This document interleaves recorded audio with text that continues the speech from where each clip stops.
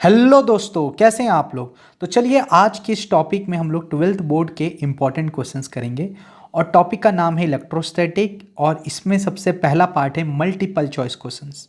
तो चलिए दोस्तों लेट नहीं करते हैं और सबसे पहला क्वेश्चन देखते हैं।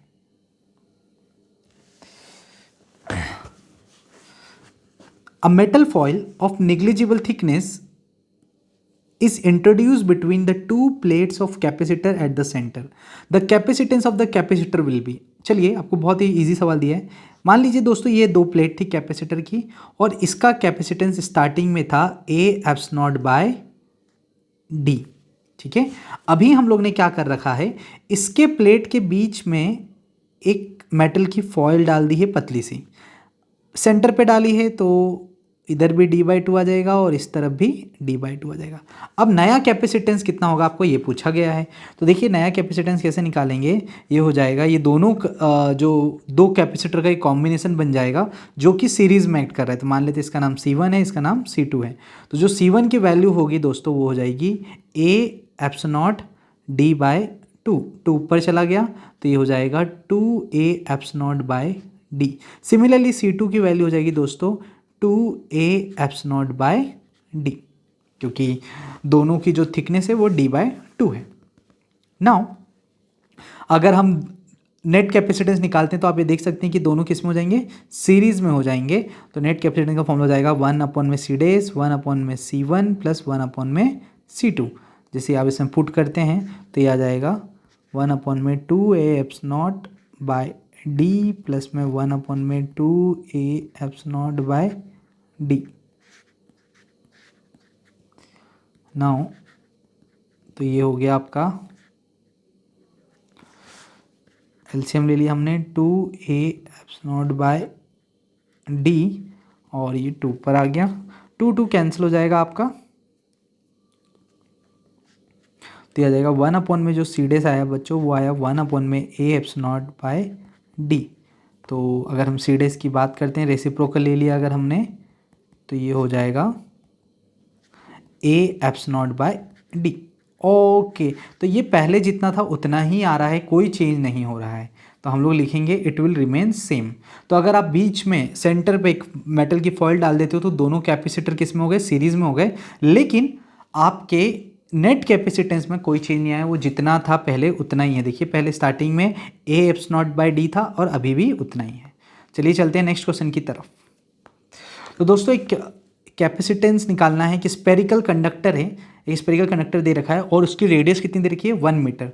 तो जब स्पेरिकल कंडक्टर होता है और उसका जो कैपेसिटेंस होता है उसका फॉर्मूला होता है 4 एप्सिलॉन r दोस्तों। तो चलिए इसमें पुट कर देते हैं वैल्यू 4 एप्सिलॉन। अब आप लोग जानते हैं 1 में 4 एप्सिलॉन की वैल्यू कितनी आती है 9 × 10⁹ और तो 4 एप्सिलॉन की अगर निकालना है तो ये हो जाएगी 9 × 10⁹ ये हो जाएगी 4 एप्सिलॉन।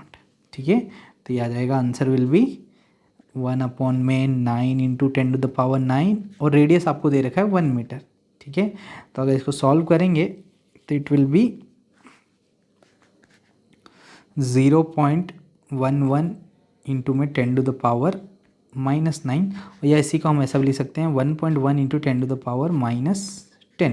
तो आपका ये आंसर आ गया फराड में दोस्तों 1.1 × 10⁻10। ठीक है, ये आपके कैपेसिटेंस की वैल्यू आ गई। चलते हैं नेक्स्ट क्वेश्चन पर।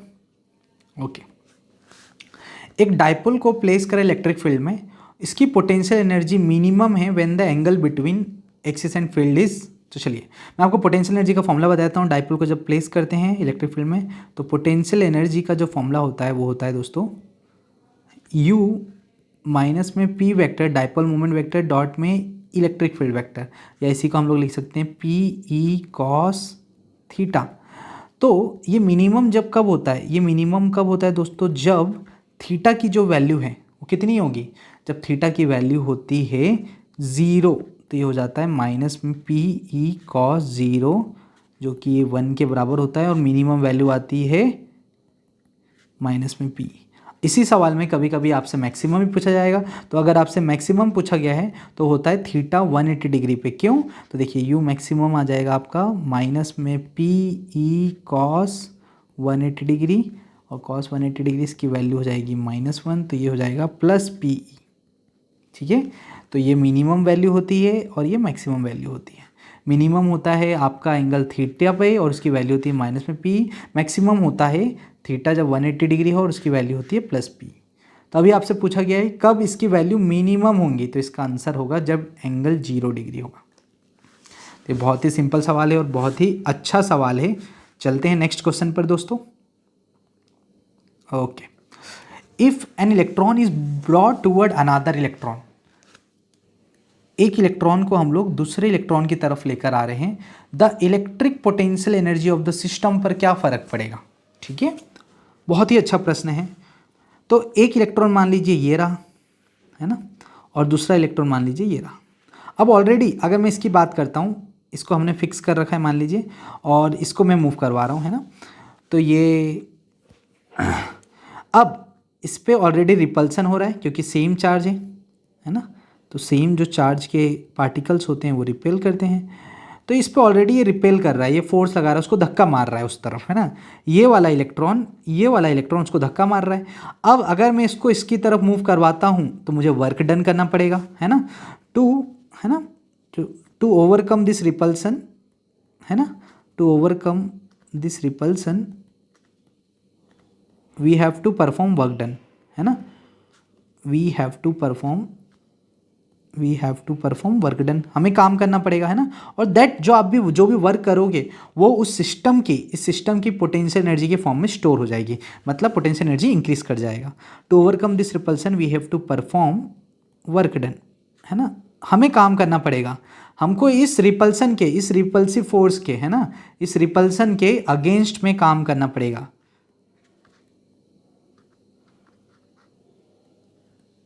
अगेंस्ट रिपल्सन, है ना,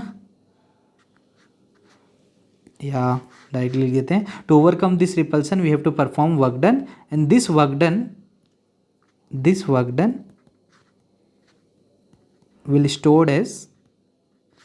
will be stored as किसकी तरह स्टोर हो जाएगा दोस्तों, ये स्टोर हो जाता है potential energy of the system की तरह, पोटेंशियल एनर्जी ऑफ सिस्टम की तरह। अब खास बात ये है कि ये पोटेंशियल एनर्जी ऑफ सिस्टम की तरफ जब तो इंक्रीज स्टोर हो जाएगा तो उसके कारण क्या हो जाएगी, जो internal energy of the system है वो इंक्रीज कर जाएगी। ठीक है, तो चलते हैं दोस्तों नेक्स्ट क्वेश्चन पे। आपको कोई भी डाउट आए तो आप लोग इसको कमेंट सेक्शन में डाल दीजिए। ओके, नेक्स्ट क्वेश्चन देखिए दोस्तों, हमारे पास एक चार्ज क्यू है और आपको उसको दूसरे चार्ज के अराउंड घुमाया जा रहा है ना, जो कि सेंटर पे रखा है। मान लेते हैं ये, है ना, ये एक चार्ज है क्यू नाम का जो सेंटर पे रखा हुआ है, और इसके आसपास एक ट्रेजेक्ट्री पर, है ना, ऐसे सर्कुलर पाथ पर एक दूसरे चार्ज को घुमाया जा रहा है। मान लेते हैं उसका नाम क्या है, क्यू नाम है ना, दूसरे कलर से देता हूँ, है ना, ये क्यू चार्ज नाम है। लेकिन आप जब देखेंगे, मान लेते हैं ये अपोजिट चार्ज है ना, तो हमेशा इसके ऊपर देखिए अपोजिट चार्ज है तो ये इसको अट्रैक्ट करेगा, ऐसा अंदर की तरफ फोर्स लग रहा है मान लीजिए, है ना, और जब अंदर की तरफ जब फोर्स लग रहा है और डिस्प्लेसमेंट ऐसा हो रहा है ना, कहीं पर भी हो, अब मान लीजिए चार्ज अगर यहाँ पर है तो फोर्स अंदर की तरफ लग रहा है उस पर और डिस्प्लेसमेंट ऐसे सामने को हो रहा है। तो हमेशा आप जब भी आप देखेंगे, ये बहुत ही अच्छा सवाल है, अब मान लीजिए यहाँ पर है तो वही फोर्स अंदर की तरफ लग रहा है और डिस्प्लेसमेंट सामने को है। अंदर की तरफ क्यों लग रहा है, हम लोग ने मान लिया अपोजिट चार्ज है, तो ये जो रेड वाला जो चार्ज है जो नेगेटिव है मान लेते हैं, और ये बाहर वाला पॉजिटिव, उसको अट्रैक्ट कर रहा है अंदर की तरफ और उस पर फोर्स लगा रहा है, कूलम फोर्स। लेकिन जब भी सर्कुलर मोशन होगा तो फोर्स और डिस्प्लेसमेंट क्या है, आपको क्या दिख रहा है, परपेंडिकुलर दिख रहे हैं, हमेशा दिख रहे हैं दोस्तों। जब भी फोर्स और डिस्प्लेसमेंट परपेंडिकुलर होता है तो वर्क डन कितना आता है दोस्तों, 0 आता है। क्यों आता है 0, क्योंकि वर्क डन का फॉर्मूला होता है फोर्स वेक्टर डॉट में डिस्प्लेसमेंट वेक्टर।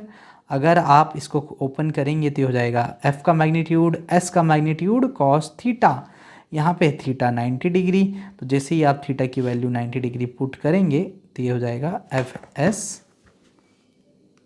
कॉस 90 डिग्री, और cos 90 डिग्री की आप वैल्यू जानते हैं 0 होती है, तो वर्क डन आ गया F S into 0 equal to 0 joule. ठीक है, तो आंसर विल बी ऑप्शन सी।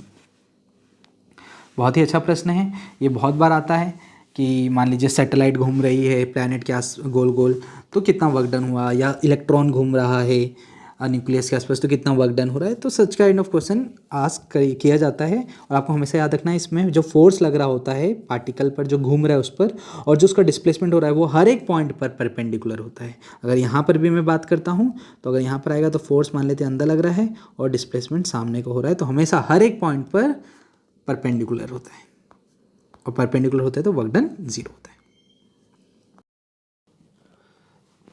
तो दोस्तों चलते हैं नेक्स्ट क्वेश्चन पर। और अभी आप देख सकते हैं यहाँ पर आपको नंबर ऑफ कैपेसिटर दिए, मतलब बहुत सारे कैपेसिटर दिए हैं, और हर एक की वैल्यू कितनी है दोस्तों, 8 माइक्रोफराड 250 वोल्ट। 8 माइक्रोफराड है और 250 वोल्ट के आसपास की वैल्यू है।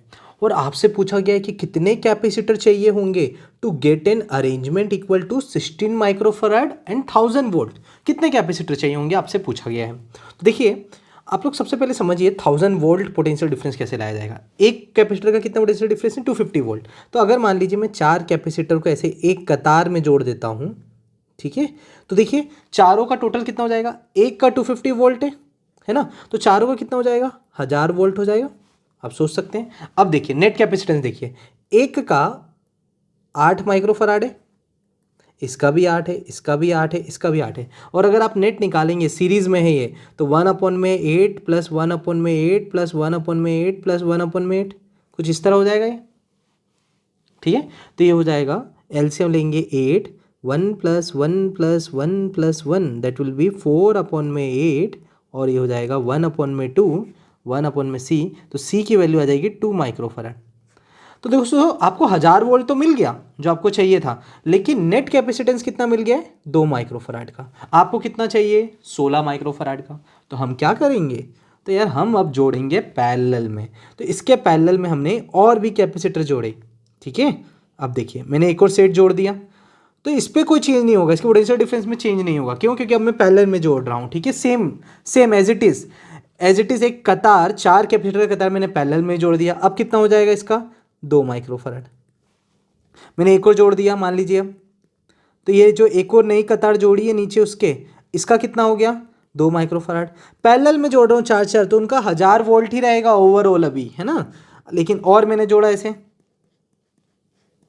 तो दोस्तों कितना हो जाएगा अगेन, 2 माइक्रोफराड। और जोड़ा तो आपको ऐसे कितनी सीरीज लगेंगी, 8 सीरीज लगेंगी। मैं बताता हूँ क्यों। जब आपको 8 सीरीज क्यों लगेंगी मैं उसका बताता हूँ कारण। तो फिर 2 हो गया, है ना, 6 हो गए, ऐसे 8 कतार आपको जोड़ने हैं टोटल, 7 हो गया, और ये 8 हो गया। अब देखिए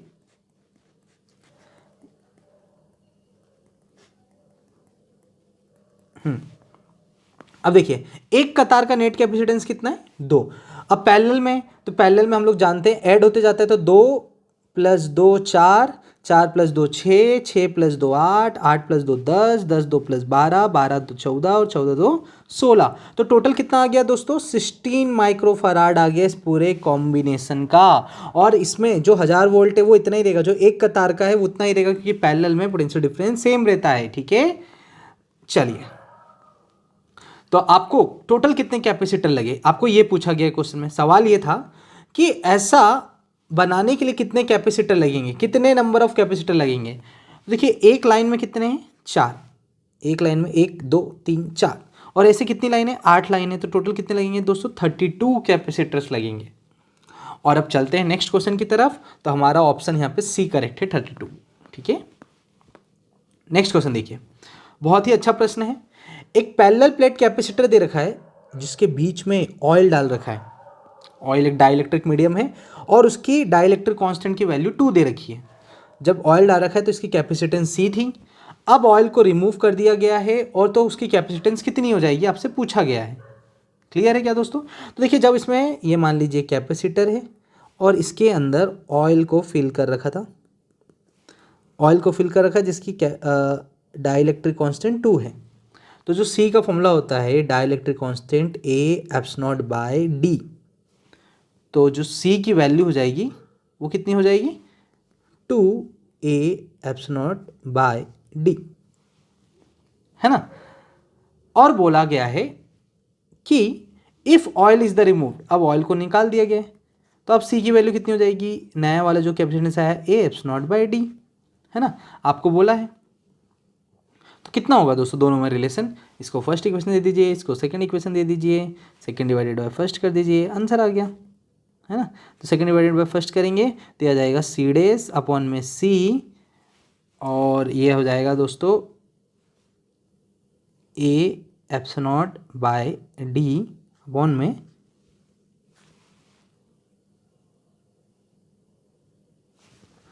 में two A apps naught by D. Okay, now what will happen, A cancel, epsilon naught cancel, D cancel, it will be C dash will be equal to the, ये नीचे वाला ऊपर चला गया तो ये will be equal to C upon में 2, आधी हो जाएगी दोस्तों, कितनी हो जाएगी, आधी हो जाएगी, ठीक है, पहले से आधी हो जाएगी। तो अब मिलते हैं नेक्स्ट वीडियो में, और इसी श्रृंखला का में हम लोग अब सेकंड पार्ट करेंगे जिसमें आता है वेरी शॉर्ट आंसर। उसके बाद हम लोग शॉर्ट आंसर देखेंगे, फिर लॉन्ग आंसर देखेंगे, और फिर नया चैप्टर स्टार्ट करते हैं। तब तक के लिए बाय बाय दोस्तों, अलविदा, मिलते हैं नेक्स्ट वीडियो में। जय हिंद, जय भारत।